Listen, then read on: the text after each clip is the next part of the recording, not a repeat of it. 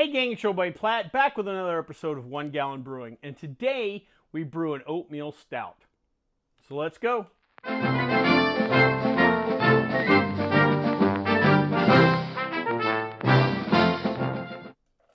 Alright gang, we got another fun beer for you. We're kind of continuing on our stout theme. This is, the time of year for stouts.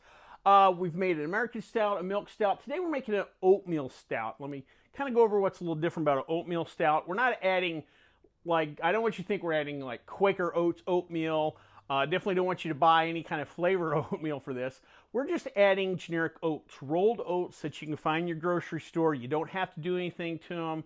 They're already rolled. They're already been kind of crushed for us, so you don't have to worry about milling those oats. Now, what does oats provide in a beer? Oats provide a real nice, creamy, kind of full-bodied mouthfeel to the beer. Really kind of complements a style like a stout that has those kind of chocolate, espresso, coffee notes. You get kind of a creamy mouthfeel, and it really works out. Also, too, you can kind of think of this beer in a little bit way as maybe a substitute for a milk stout. Remember, we made a milk stout. We added the lactose because that does not ferment, and that gave kind of a creamy mouthfeel to the beer. Well, if you're lactose intolerant, obviously that is not an option, but maybe the oatmeal stout might be for you. So all we're basically doing is taking the base stout and adding some oats in there to provide that mouthfeel. So this would be a pretty simple brew. One little adjustment we are going to do for this brew is I've talked about the last couple of videos is we've been off the numbers a little bit, and partly because I'm doing brew in the bag with some kind of standard, recipes that use the sparge method. I'm going to adjust the water a little bit. We've been using basically 2 gallons to start the process, 2 gallons total. I'm going to go with 7 quarts. We're going to pull a quart back and see if we start hitting our numbers that way. So with that being said, let's start brewing some oatmeal stout. All right, gang, we've heated up our 7 quarts of water to 160 degrees. This is now time for our mash in. I'm going to go ahead and kill the flame and add our grains. Remember, when we're adding a grain, we always kind of want to stir it in. We want to prevent any dough balls. That's just going to hurt our efficiency with the mash. One quick note, just a reminder, again, the oats that you buy at the store kind of come pre-crushed or rolled, so you don't have to worry about grinding them with the rest of your grains, but you do have to get the rest of your grains milled. Looking at this particular recipe, we'll review it at the end, but this is a smaller mash recipe, so again, I think the adjustment to 7 quarts is going to work out for us. So I'm going to stir this in, cover it up, and we're going to let this sit for 1 hour, and then we'll come back to mash out. All right, gang, so it's been 1 hour. Time to go ahead and drain our grains. We're going to set our lid over here. This is where a colander like this comes in real handy. And of course, as I always say, this is the benefit of the brew in the bag system. Just makes your life easier.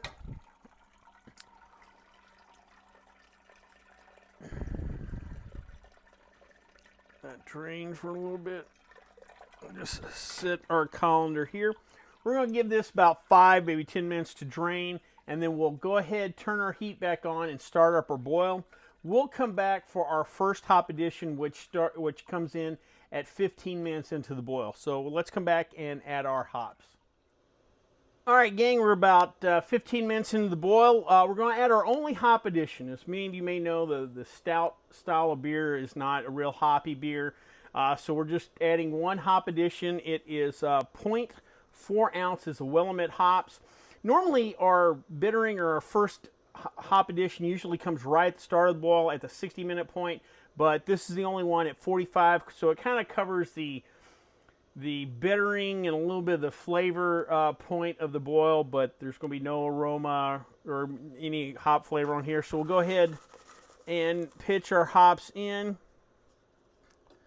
We'll give it just a quick whirl to make sure to move all that hop matter around.